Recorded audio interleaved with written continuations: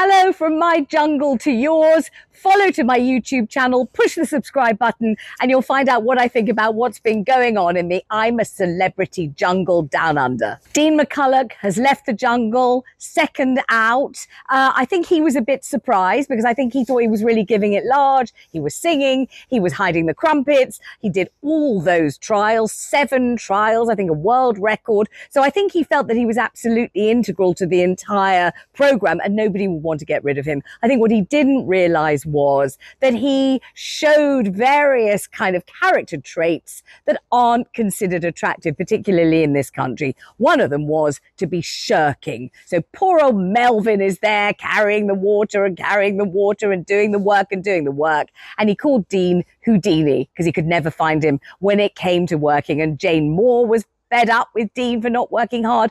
And it was going round and round the camp that, you know, if you wanted to find a hard worker, it wasn't going to be Dean. So, you know, I'm not surprised that he's gone. He was something of an irritant to very many people. And I think the idea that you're not pulling your weight in camp means that you end up being voted out. Bye-bye, Dean. Jane Moore, my friend, my colleague, I'm surprised by what she said when she left, because Jane said hard work isn't rewarded. But she should know that, really. I mean, she's a seasoned journalist of so many years standing. And I know from all the reality TV, I've done 2 Big Brothers, tons of other reality TV, including a show once called Celebrity Sleepover. And I know the advice I was given: don't do the cooking because no one cares. No one watches you doing it. It takes up all of every day. It's a huge pressure. Just don't bother doing it. And don't do anything else kind of worthy and untelevisual. So you could be scrubbing the dunny clean with your toothbrush, but no one cares. No one's going to see it.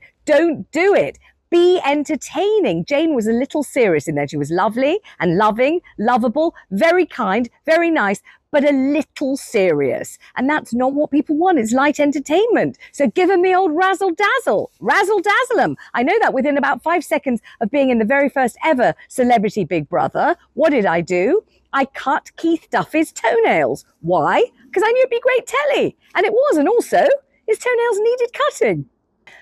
The other thing that people don't really realize about reality telly, and Dean McCulloch did touch on this in his final conversation with Anton Deck, is how many hours of unbelievably boring downtime there are. There are hours and hours and hours and hours while somebody else is being filmed doing a task or doing a trial and you're not. So you know that whatever you're doing probably won't be on TV because you feel as if you're forming the narrative, the story in your head, and you think, oh yes, well, most of this show will be the trial. They won't really be focusing on us. And you're just sitting there. And if you're in the jungle, it's wet. You're practically being flooded out. You're not sitting on a comfortable chair. You've got a rock sticking into one buttock. You've got a tick burrowing into your elbow. You're very physically uncomfortable. You're hungry. You haven't slept well. And there are hours and hours and hours of every day where nothing at all happens. So there are various temptations in that time. One is to fall asleep. And if you sleep, you won't be on telly, you won't get any airtime. It's a waste of being there. If what you want is to be popular and what you want is to stay in and not be voted out, don't go to sleep. The other thing that's tempting is to start disclosing more and more and more shocking details from your personal life just to keep yourself entertained, to stop yourself falling asleep, and just because you hope that maybe it might get you a little on air time. The other thing you can do, but it grates on everyone and gets on everyone's nerves, is keep singing. I recommend you don't sing.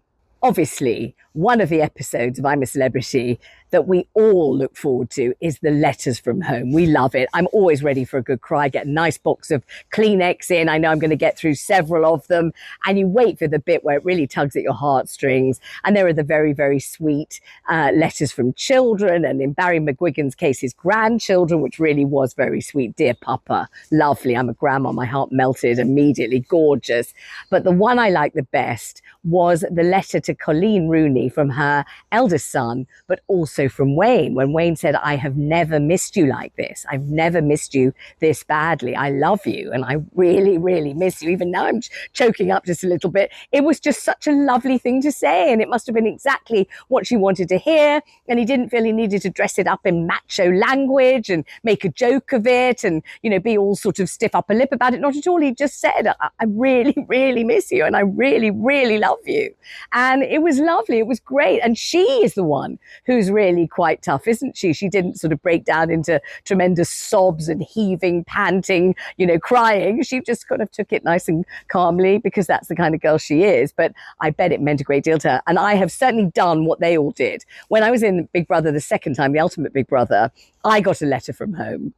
And I did exactly what they all did. You take the letter away with you to your little burrow or the little, bit of the set where you hope nobody can really see you. And you read it, and then you read it again, and then you read it again, and then you read it again, partly because you haven't had anything to read the entire time. You're just desperate to see the written word, but partly because it really does mean a lot. And I have to tell you that when I got mine, I think I'd only been away from home about 3 days, and I wasn't in a jungle. I was just in the studio in Elstree, and I still read it and read it and read it and read it again as if it was a few lines of Shakespeare. I'm not quite sure why. Reality TV does have peculiar effects on people. So one of the great revelations of I'm a Celebrity was Maura Higgins kind of admitting that she really does care about Pete Wicks. We all know it's Pete Wicks. We all know that's who she's talking about. Obviously, we're watching him dancing. We're watching her starving. We're loving it. And we're thinking, do they really love each other? Are they really missing each other? Is Pete Wicks secretly copping off with Eureka Pritzel? We've heard that he isn't, that he really misses Maura. And now we know that Maura really misses him. She doesn't say she's in a relationship. In fact, she says she's not. She says she is single, but she has been seeing someone and she does like them. I think the best bit of all, and I totally agreed with this, was when somebody said, is he an arsehole? And she said, oh no, he's not an arsehole. And Anton Deck made a whole joke about it, saying a poem about it. He's not an arsehole. But he isn't an arsehole, Pete Wicks, actually. He really isn't. He's many things, but that's not one of them. And, who isn't rooting for them to have a lovely relationship? I mean, they'd be so beautiful together. They're both very funny. They're both very switched on. They're both a picture to behold. I mean, I'd love them to be proper partners together and to be in love. At the beginning of the series, I thought Danny Jones was a shoo-in to win. I thought Danny Jones and McFly was just going to walk away and become king of the jungle almost effortlessly. Now I think that Coleen Rooney has a very, very good chance of being crowned queen of the jungle. Why? She's lovely. She's funny, she's brave, she's incredibly entertaining, she's supportive of everybody else. She's delivered exactly what she was supposed to deliver. She's told us all about her home life in a way that you don't feel jealous hearing about it. You feel happy for her. You realize what she's been through. You realize what a legend Wayne Rooney is. And you just think, Coleen, come on. So I think she might win the day. I think there's a good chance that she will. If she doesn't, it might be Danny Jones as king with Coleen as runner-up. When Coleen Rooney comes out of the jungle, I think there will be offer after offer, contract after contract presented to her. And I think she's bright enough to choose the right option. But do I think she could host a show of her own on telly? Yes, I do. Do I think that she'd be fabulous on other people's shows? Yes, I do. Do I think that she's a very down-to-earth person, full of common sense, with a sense of humour that other people can identify with? Yes, I do. Has she shown loyalty to her husband through what has been, and she admits, a difficult marriage? Yes, she has. Can loads of people identify with that? My God, of course we can. We totally identify with that. I think she's terrific, really terrific, sensible, level-headed, amusing, eloquent, and very, very perceptive and incredibly entertaining. So I would like to see Coleen Rooney on TV a great deal more.